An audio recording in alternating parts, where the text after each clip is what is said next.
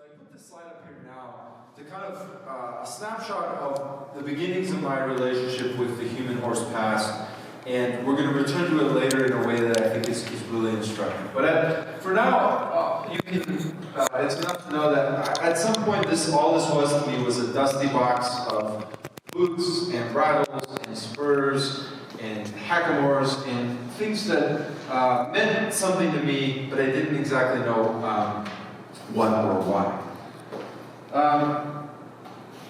So I'm going to talk to you today about our understanding of the horse and human past from a global perspective. And I think if you've suffered through, a day of academic thinking on this topic, you probably now understand and appreciate to some degree, the global impact and global legacy of horses, and perhaps a bit about why it might be important to approach or analyze things from this global perspective. But there are many other reasons why the human horse story is a global one, and they actually go all the way back to the basic sort of evolution and biology of horses. So from a deep time perspective, from a geological perspective, while the first kind of horsey type critters can be found in the 40, 50, 55 million years ago in the fossil record, the animals that we know today as horses and their closest relatives, equus,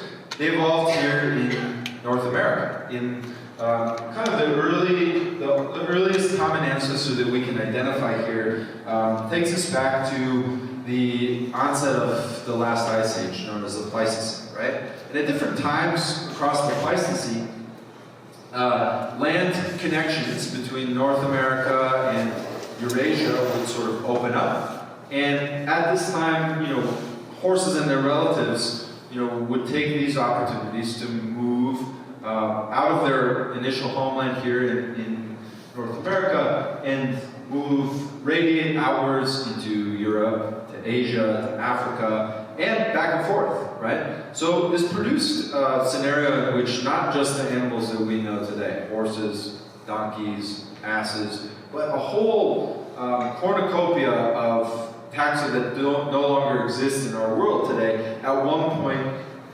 occupied different corners of this world. But this is a truly global impact that the ancient animal, the horse, and their relatives had, and that includes not just the steppes of Eurasia, as we often talk about, but it includes much of ancient Africa. It includes South America, right? And of course, it includes our home turf here in North America. So even from a purely biological perspective, thinking and understanding horses has been a global question from the beginning. But another reason why a global perspective is needed is that our interaction with horses, as far as we can tell from an archaeological lens, goes back almost to the very beginning of what it means to be human, at least for folks living in corners of the world that had, grasslands and cold-adapted, ice age animals. And so, believe it or not, the very first animal that we have indisputable proof of hunting with weapons anywhere in the world is probably the horse. And this is not necessarily because we've captured the earliest possible event, but we have several really incredible, compelling archaeological sites from the high latitudes of Eurasia in particular that show us detailed snapshots of a very ancient predator-prey interactions between early human ancestors and ancient horse species. And this is a dramatization of a particularly famous site here called Schöningen, located in Germany. And it's a site in which a whole band of horses was kind of pinned against the lakeshore. And because the lakeshore environment has uniquely good preservation conditions, the wooden spears that were actually used to hunt those horses themselves, along with the remains of horses, kind of fell in and were fossilized in those lakeshore deposits, at least 400,000 years ago. There are other sites in the UK that would take us even further back to 750,000 years ago. And we're talking about not modern Homo sapiens, but taxa like Homo heidelbergensis, right? Deep branches of the hominin family tree here, that pretty much as soon as folks moved into regions in which horses were kind of co-occurring, they clearly had an important relationship. Things that I like to point out here. By pitting the horses against the lakeside, we're talking about one of the most sophisticated horse hunting strategies that would have been used for the rest of human history in terms of understanding where they're vulnerable, where their ecology takes them. We're talking about evidence that people might have used horse bones to make tools, and perhaps even used those bone tools to do things like process hide. And you can imagine what that might mean. Why would you be processing hide at 500,000 years ago, right? So there's a whole cultural tradition around this ancient human-horse relationship. And that cultural tradition becomes really obvious when we look at early Homo sapiens and their artistic representations that they left us across the ancient world. This is a photo I took at a beautiful cave site called Neo Grotto in France. But in fact, if you go to almost any ancient representation of Paleolithic artwork from anywhere in Eurasia, you will find some representation of a horse. And there was a study a few years ago that kind of quantified the representation of different animals in ancient artwork. They found that by far, the #1 most represented animal in Paleolithic artwork was in fact the horse. That shows up not just in cave paintings, but also things like carvings, ivory carvings, right? Beautiful pieces of artwork that probably also reflect things other than simply a hunting and the hunted type relationship, but things like a ceremonial or a spiritual relationship with horse. Obviously, a lot of things went into behind the scenes of what is today left over as what we call a cave painting, right? So it's clear that for most folks around the world, going back to our early human ancestors, there's been a deep and significant relationship between people and horses that goes back to our very, sense of who we are as humans. The question that most folks are asking when they're asking about, the domestication of the horse or the way it shaped our world, they're often wondering, how did we go from this obviously deep and significant relationship into one that looked more like what we see in our world around us with horses today. And in particular, right, horses aren't just any old domestic animal. There's a lot of things about our relationship with horses that are unique. And in particular, they're one of the only large, fast prey animals that we have a 500,000-year-old hunting relationship that we now sit in their most vulnerable part of their anatomy and communicate with, not just transport, but things like races, raising them as livestock, all these incredible changes to that relationship. And how do we actually trace and explore these things in the ancient world when most of what we want to know lies beyond the lens of, detailed historic records? Sorry, Thomas. We don't have newspaper documentation that allows us to explore the kind of depth of this same relationship in the earliest chapters, right?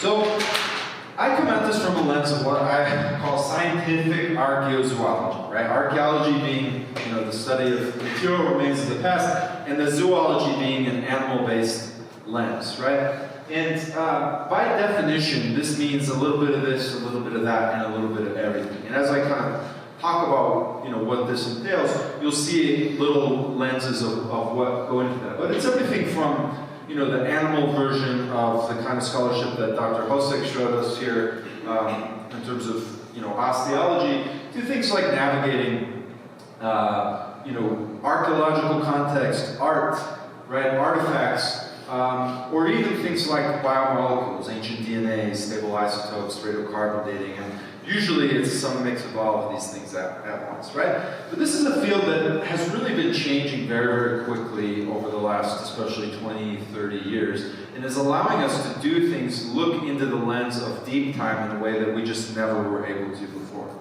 So, some of the ways that we've been able to learn important things include a toolkit for tracing nuances of human-horse engagement for things like transport in the archaeological record through the skeleton themselves, right? So here's a study we did that actually came out of ancient China from the first millennium BC, like some of the artwork that you saw highlighted in Dr. Su's talk, in which it turns out that horses used primarily to pull these kind of elite chariots for the emperor's tomb ended up with a pathology signature that showed they put a lot of weight bearing in their front shoulders, whereas horses that were used for mounted riding here bearing a lot of weight in their middle back, right? But this can be applied to other more subtle questions too, such as identifying particular types of bridle configuration, right? Such as this very kind of rough Spanish and Arabian style ring bit that you see on the right, which leaves particular changes to the jaw in particular that allow us to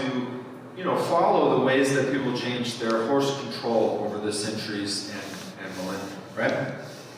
This has been paired with emerging changes and parallel changes in other disciplines. And I'll highlight here just again, you saw this morning the work of Dr. Hosek thinking about the ways that even the human body can be analyzed alongside the equine skeleton, and understanding these bodies as systems that work in tandem and both leave a fossil record that if your attitude is right and you're looking at things the right way, and Dr. Hosek forcefully argued for not just a careful look at the context here, but also looking at population level changes and subtleties, right? That these fields are providing us with other data sets that now basically allow us tools to look at hypotheses for horse domestication in greater detail and with greater accuracy. If you care about horse domestication as a history buff or what have you, you've probably heard a particular model for up until pretty recently what we sort of understood as the status quo for when and where and why horses were domesticated. Books like The Horse, the Wheel, and Language, but in fact, takes out of a European lens and tradition going back, a century or more, have pointed us towards a time period aiming at usually around the 4th millennium BC. Sometimes they push the time back, and focusing on a model for the emergence of Indo-European languages and cultures, and the spread of archaeological cultural horizons that we see happening at this time across Eurasia. So that includes things in this little schematic here, you can kind of see them. It includes things like particular styles of ceramics. It includes things that we call, you often hear this called the Kurgan hypothesis, right? Because a Kurgan is a reference to a certain type of burial mound tradition that emerges kind of out of the steppes north of the Black Sea here in the 4th millennium BC and disperses across Central Europe. It even disperses, believe it or not, into the Russian Altai and even into Mongolia in the central Hanggai Mountains of Mongolia, right? Over the years, there's been a lot of hand-wringing as to exactly, where is the archaeological data, and as these tools, things like these archaeozoological and human osteological tools, but many other lines of evidence have sort of improved and allowed us to pinpoint things. Folks have modified and attempted to fit this idea to different types of data sets, right? And so initially the focus was really heavily on the steppes of Ukraine. At one point, people realized that the data there didn't quite line up, but they found another site in northern Kazakhstan, which has been heavily popularized about 10, 15 years ago, called Botai. You'll see this map is actually a bit of a kind of a little loop drawn out from what used to be just the Western Steppes to include that Botai site. But especially in the last 5 years, as we started to get more lines of evidence from different corners of the scientific world, it's really put a big sort of pin in the balloon here of this Yamnaya Kurgan model, especially around the 4th millennium BC, and I'll just show a few highlights of why that might be. Here's a study that came out a few years ago. One of the things that folks initially were really trying to grapple with is, if horses were domesticated at 4000 BC, why don't we see horse equipment? Why don't we see the impacts of horse riding socially? And one of the ideas was, well, perhaps the beginnings of horse domestication were more in the meat and milk, right? We have some people describe their experiences with horse steaks today. This was a key component of our understanding of domestication was, maybe it was a slow, gradual lead-in, and we had these subsistence type things happening first. Well, some colleagues of mine did a study a few years ago, and just for context, this is kind of zooming in here on the Caucasus Mountains here, right? So this bar of mountains you'll see at the bottom here is sort of the edges of that Black Sea steppe. And looking at the little milk proteins that are preserved inside the dental calculus of human teeth. So if you've been to the dentist and they go, oh no, you haven't been brushing, have you? And they get out the scraper, what they're doing is informing you that you've been accumulating this incredible mineralized record of your diet through your hygiene practices or whatever, in which they're basically creating a little fossilized capsule that is preserving aspects of what you were eating, right? And one of those things that's been really cool in the last 5 or 10 years is our ability to reconstruct dietary proteins recovered from human dental calculus, right? And in particular milk, those proteins are species specific. So I had a friend in a project here that went through and kind of characterized in time slices which milk proteins are found in this corner of the world over time. And what they found is that at the beginning, it was, interestingly, the first one to show up was sheep. And it was sheep for many centuries.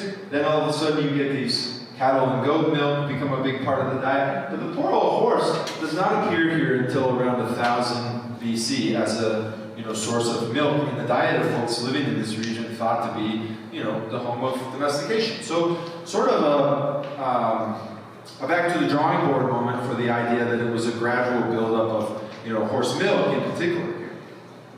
Our own study here popped another aspect of the balloon that turned out to be one of my more controversial findings of all time, which is that certain horse skeletal features that, back in the heady days of 2008 and 2009 were thought to be really reliable indicators of human activity, in particular horse transport.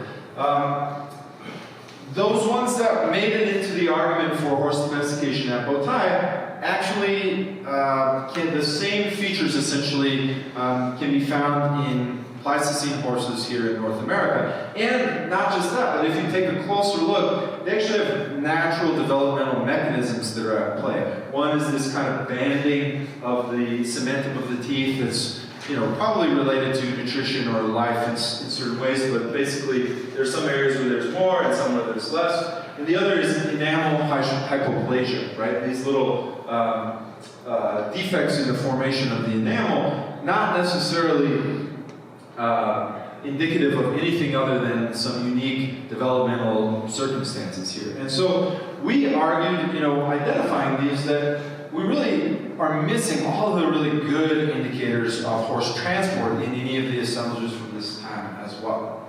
Started a big fight about it.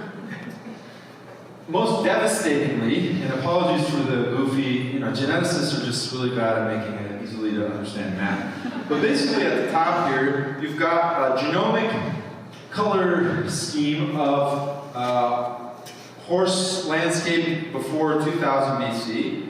And basically anything not related to the modern lineages that became domestic horses colored orange. And at the bottom, you've got after 2000 BC with all those related to ancestors of modern domestic horses showing up in blue. And basically what they found through some really high-level genomic animal surveys of the ancient world is that at 2000 BC, you have almost, from an archaeologist's lens, almost instantaneous turnover of the whole population structure of horses found at archaeological sites across Eurasia. And basically, honing in on, in particular, once again, this Black Sea steppe region as the potential, homeland for this horse domestication, but about 2,000 years later than might have been articulated by this kind of Kurgan hypothesis. So a big shock to the system in our understanding of when horses were domesticated, especially, but I will argue here also why and how horses were domesticated. Look very, very different in the steppes of the Black Sea at 4000 BC and 2000 BC. And why is that? Well, the main reason is this. The steppes of Western Eurasia, they're not isolated off in a landscape bubble on their own. But in fact, they directly adjoining, across the Caucasus Mountains, places like Anatolia and Mesopotamia.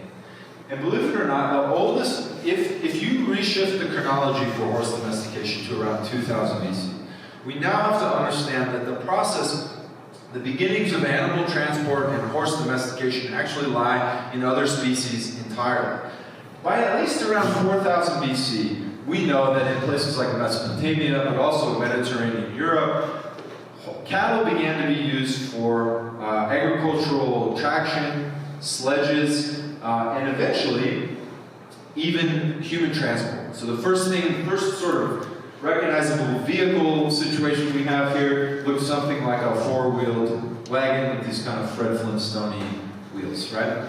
And this region of the world has the distinction, right, of actually having relatively robust and interesting historical records. Although they might be clay tablets arguing. Have you ever seen the one about, like, what's the name of the guy in Essen who sold the bad copper? Or you remember which one I'm talking about? Anyway, there's a lot of memes about it online, right? But nonetheless, there's an interesting historical record that actually tells us a lot about what people were doing with transport.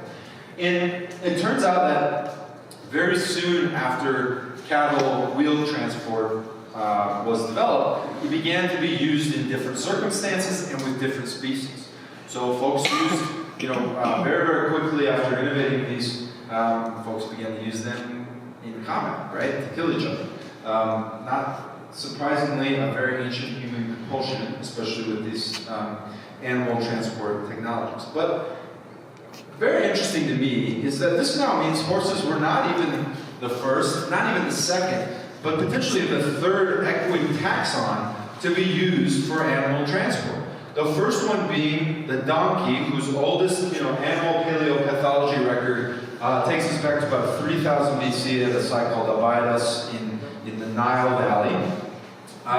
Donkeys spread into Mesopotamia, where the records indicate that they were used for first pulling these four-wheeled carts, but soon pulling things that look a lot like what would later become a horse chariot, right? And this one in particular, I like to joke, it's kind of an ancient Segway. You can't quite see it, but the guy's holding like a silly little handlebars up here. But in fact, the genomic and archaeozoological records show us, this is perhaps the most famous example, this team of four animals is actually a first-generation hybrid between a donkey and a Syrian wild ass. Today thought of as a wild species, clearly never quite domesticated, but used to produce donkeys that, if you've ever seen a donkey, been time around, they're no horse, right? They're not exactly the svelte speed demons of the ancient world. But it turns out that if you breed them with these wild animals, you could develop an animal that was still controllable, at least in the context of these, carts and ancient Segway systems, but perhaps was going a little bit faster and useful for other purposes. So we start to now see that this is the lead-in to horse domestication, just on the other side of the Caucasus Mountains. And this is one of my favorite and I think most underappreciated discoveries of all time. This is a archaeological site from the Black Sea steppes from just a few centuries before genomic indicators would point us to the very first domestic horses. And it is basically these same early carts that we find being used in, south of the Caucasus here in terms of being pulled by donkeys and these hybrid animals. But it's by no means a horse chariot, right? It still has this kind of archaic design, in particular these wheels, these Fred Flintstone wheels. Hold on to that image for a minute, because we'll see that in this exact same region, just a little bit to the north, at around 2000 BC, we have technological innovations appearing at the exact same time as the first domestic horses, at least as identified from a radiocarbon and genetic perspective. And these two innovations are really, really important. The first is the spoked wheel, right? So no more Fred Flintstone wheels. The moment we have domestic horses recognized as being used for transport in the ancient world, they had the spoked wheel. And the spoked wheel is, I think, a really important adaptation to the reality that when you would put, these strong, fast, impressive animals in these old, clunky old carts, they would rattle to pieces. And so the spoked wheel, I think, is a recognition, an innovation that is paired with the first domestication of the horse, which is appearing not in a, meat or milk sense, but being plugged and played into this animal transport tradition that already existed and modified in certain ways. And the other key innovation here is the very, very first bridles and bits of the ancient world, right? So back in this day, and I should have shown this or mentioned this before, all of these cattle and donkeys and Syrian wild ass are actually being controlled in a very specific system, which is a nose or a lip ring. And we can see this in the animal pathology record itself. These are the front two, all I want for Christmas are my two front teeth for these domestic donkey and wild ass hybrids. And you can see that such a ring has actually worn away the very enamel coating of the tooth itself through the bone. So we have a record here showing that bridles and bits, as we were looking for in the bow tie, etc., didn't even exist at this time period. And their innovation is actually paired with that very first horse domestication around 2000 BC. What this means with this much later trajectory is rather than a slow buildup, horse domestication was a lightning strike across the ancient world. And sorry, I forgot to hide the background there, so there's a menacing silhouette. Basically, this means that from their first domestication in 2000 BC, horses spread all across Europe, Asia, and even parts of North Africa in a way that was extraordinarily transformative. And this happened in a few different ways. One of the interesting facets of the spread of domestic horses is that some of their first arrival was the farthest away from the steppes, classic horse country, and it was in a pretty nasty, disruptive way. Military incursions of folks who had really good access to horses in chariots and the whole shebang overturned the ancient societies of places like ancient Greece, ancient Egypt, but also the Indus Valley. Even by the end of the Shang dynasty here, even taking place in East Asia as well. And perhaps moving a little bit more slowly and gently through the steppes, where they began to also develop utility and traction as a livestock animal. Animals that could help move your herds over farther distances, they could be raised for meat, and this is the time period where we find those first indicators of horse milk appearing in the ancient diet as well, right? So in light of our speakers today and some of the topics we've pointed out, I want to highlight some things that have been often overlooked and missing in the global, thinking about the global perspective of people and horses. One is the antiquity and the significance of human-horse interactions in Africa. And this is a cool picture. I was lucky enough to visit the Temple of Ramses the Great in Luxor last year. If you ever have the chance, definitely worth it. One of the coolest experiences I've ever had.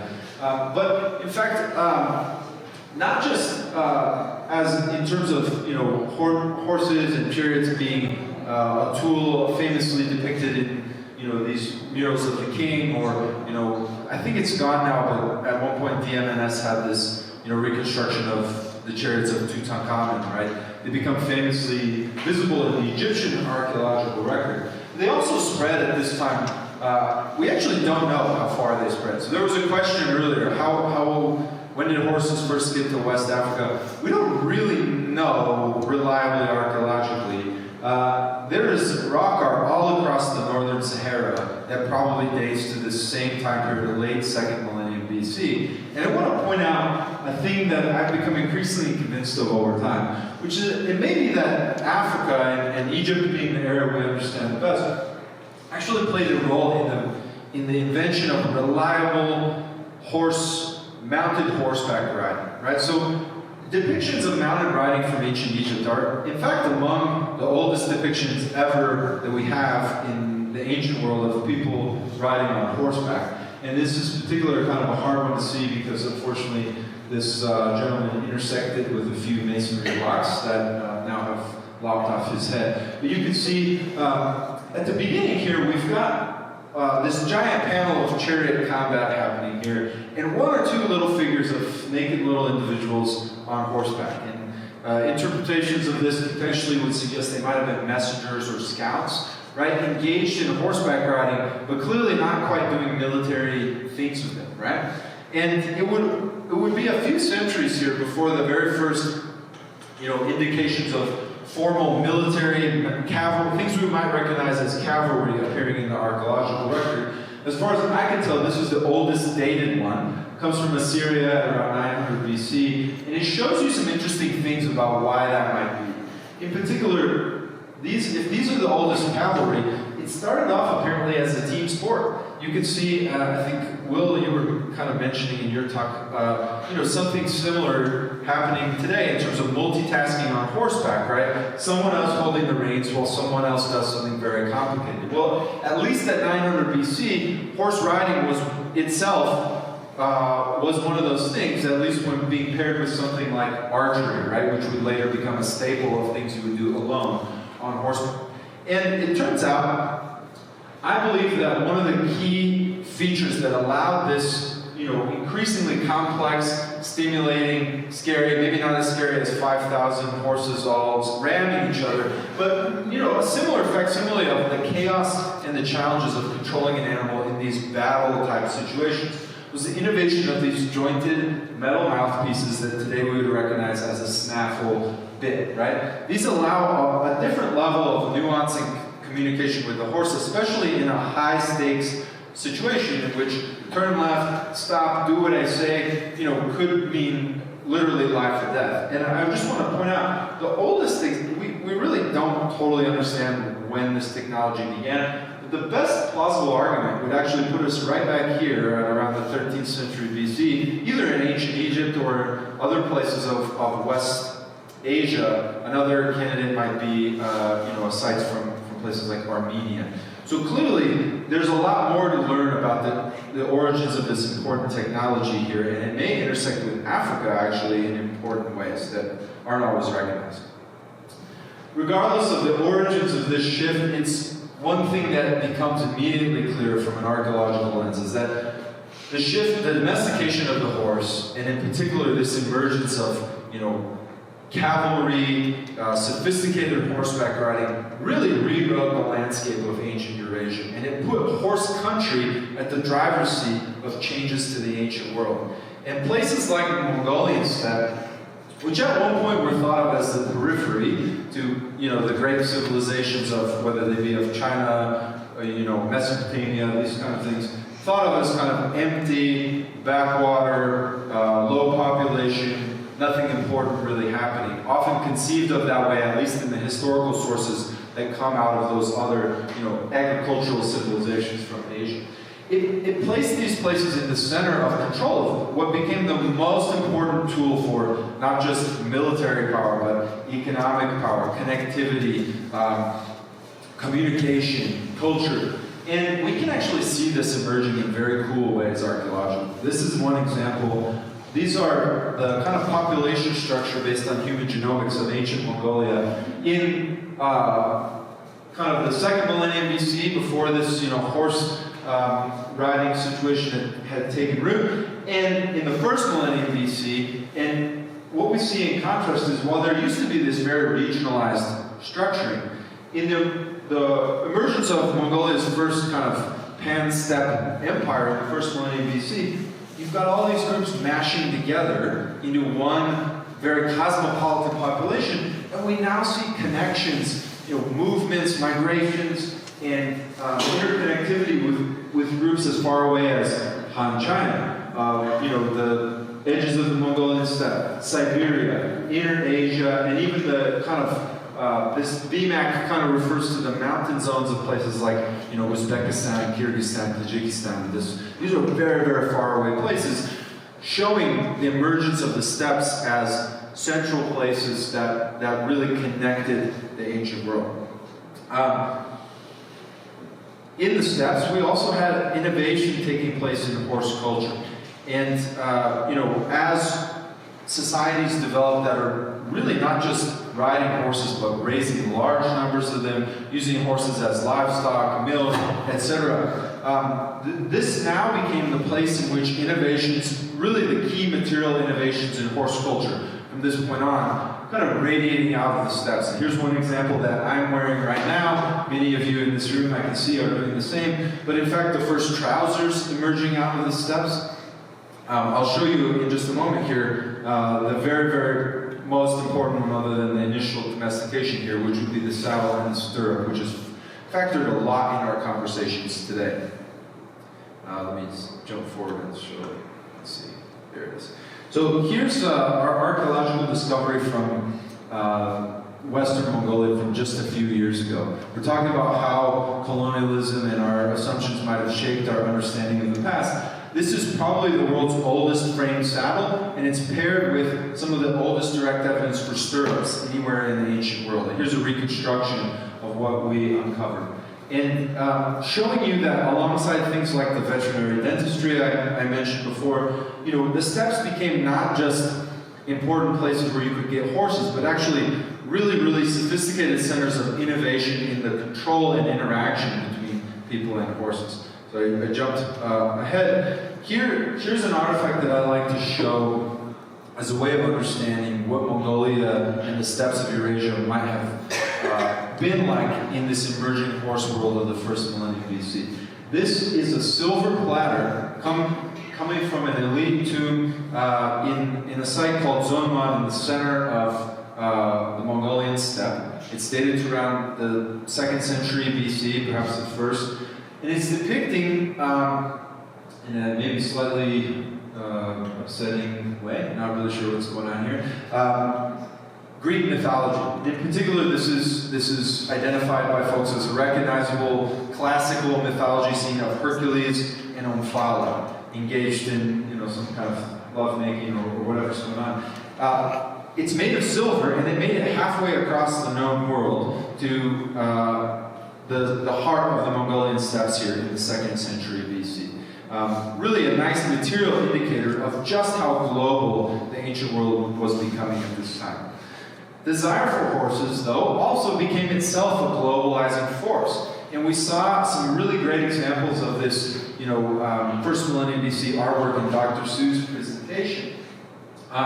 The desire for places like, you know, the Han Dynasty and early states of ancient China to access horses, it was not just a simple aesthetic desire. It was also reflecting that the steppes began to be controlled and access to large populations of horses through trade was not always possible when you had, you know, steppe empires emerging at your margins who were engaged in things like military conflict and raid, right? So the expedition of the Han Dynasty to the Fergana Valley of Central Asia is often thought of as one of these founding events for the formation of the Silk Road. And you can tell from the documents and the literature on this that horses were at the heart of their thinking on this. The rumors the emperor heard of these heavenly horses, it's not just for funsies, it's for dealing with the Xiongnu Empire, right? That some of these supply and demand processes were playing out. And so we can see now in parallel two really important things happening at once. Horses center the steppes as places of newfound connectivity, exchange, movement, but also dominance, right? They could control the geopolitics of ancient Eurasia. And so those folks displaced by this, you know, whether they be the New Kingdom of Egypt, the Zhou Dynasty of China, or many of these other, you know, civilizations that survived the tumult of the domestication of the horse, they now began to develop systems and traditions and connections around their access to horses. This is a cool one I put in just for Stephanie because we're talking about the depiction of an elongated, tall horse, right? And in fact, these sort of extravagantly exaggerated art that you'll see in the, you know, work by Xu Beihong. We can actually see these in the archaeological record, emerging preference for taller animals as mounted combat became the thing that horses were used for rather than pulling chariots. And this is tough graph to see, but basically this is the estimated body height at the withers of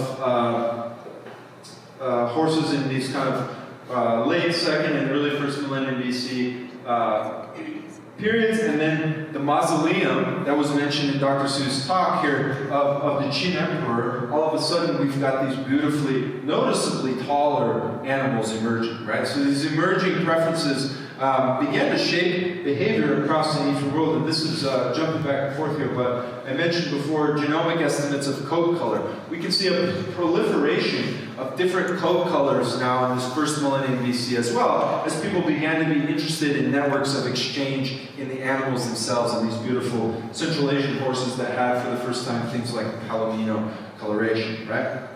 Okay, so in kind of bringing this all to a head here, here's another, put this on here. This is a horse petroglyph from the Swat Valley of northern Pakistan, probably dated to the early, Middle Ages here. You can see actual Chinese character there located in the flank as a sort of a brand here.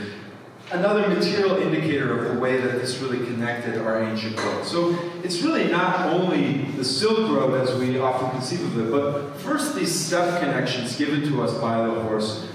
In reaction here, things like the Silk Roads, but also the Tea Horse Road got a lot of mention here today. Just networks, desire for people to connect with areas that have horse traditions, new horse traditions emerging in places like the mountain zones of Inner Asia, the high Himalaya, horses adapting through new ways, whether it be through hypoxia or cultural traditions or what have you.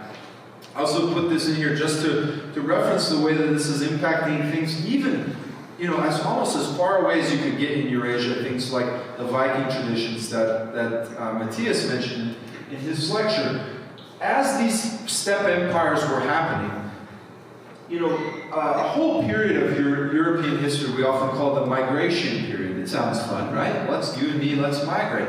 Wave after wave of displaced people coming from the margins of the steppe and displaced by whether it be the rise of a steppe empire of its own, or the emergence of a new technology like the saddle and the stirrup, really disrupting the dynamics of Inner Asia in a way that spilled over into almost every corner of that, especially terrestrial Eurasia and North Africa here, and might even be implicated in things like the emergence of Viking religious beliefs. Iceland is a long way away from Ulaanbaatar, but if we can see roots in things like the mythology of Odin, in the dynamics of steppe politics, saddles and stirrups and these sort of things, that's a really incredible level of interconnectivity. Later today, there's a couple topics I only highlight just as a teaser here. Some of the world's most important horse cultures here, developing out of the role of horses in places that are often left out of the history books here, and in particular West Africa and the Sahel region here of, basically south of the Sahara Desert here. The arrival of horses into these incredible kind of grassland, desert, savanna landscape, producing cultures and traditions here that rival anything you would find, whether in the Eurasian Steppes, Europe, or the Americas. And so I just plug here, please make sure to come and attend the keynote lecture tonight from Dr. Ogunduran, who's going to explore a little bit of the archaeology and the traditions around one particular corner of this story that I think is really, really important and exciting.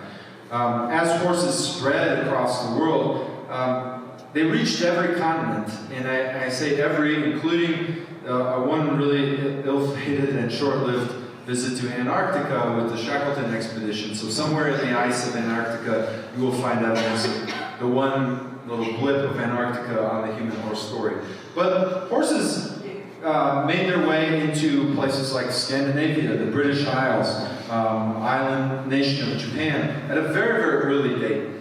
And in particular, it's sort of striking to see just how paired horses and these open ocean voyaging became. Whether, here's a dramatization of the Oseberg ship burial highlighted in Matthias's talk.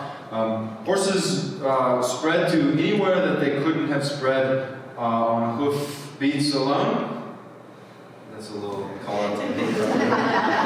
They made their way in open ocean voyaging here after, 1500 CE, leading to incredible, deeply rooted horse cultures in places like North and South America, and just pointing out that archaeology shows us there's a lot more to learn about just how ancient and significant that was. If you want to learn more about it, we did an archaeology partnership on this this last year, but also reaching places often not given their full sort of shrift as horse cultures, whether it be certain regions of Australia in the early 19th century, even reaching as far away as the Pacific. So we made a cameo in Thomas's talk that horse flu even made their way over there in the 19th century. Well, that reflects actually a fair amount of movement and connectivity of horses from things like coastal California, even Mexico, into Pacific nations of Hawaii. And, very, very deep, meaningful connections happening with people and horses, and even in the open Pacific that is often not quite given that understanding. So as we think about these things and look at the role of horses here in a changing world, I mentioned at the beginning of the talk the sort of whiplash that emerged in my own family's history around the ubiquity of the horse and the changing, the sort of glaring absence from my own life growing up. The mechanization of the world around us with the Industrial Revolution, it was complicated. I think as we saw in Dr. Andrews' talk, it wasn't exactly an immediate reduction of the importance of the role of horses even in urban environments, right? In many ways, things like the railroad, heavy industrial machinery put a greater demand rather than a lesser demand on horses. Fun fact is that many of our biggest horse breeds today, the draft breeds of the world, pretty much all date to within the last 200 or 300 years in terms of their origin, and relate to this period of transition in which greater burdens, mechanical or otherwise, were put on horses to connect our changing and mechanizing world, right? This had a lot of interesting consequences and led to moments of tension, right, between these worlds, like we saw highlighted in discussion of the great epizootic earlier today. And I want to conclude by saying, despite the rapid recession of horses in some corners of the world, especially urban environments, I'm not taking a horse down State Highway 119 on my commute from Longmont anymore. There are many parts of the world that I thought we saw highlighted in our lectures today and in our discussion, in which horses clearly have this global living legacy.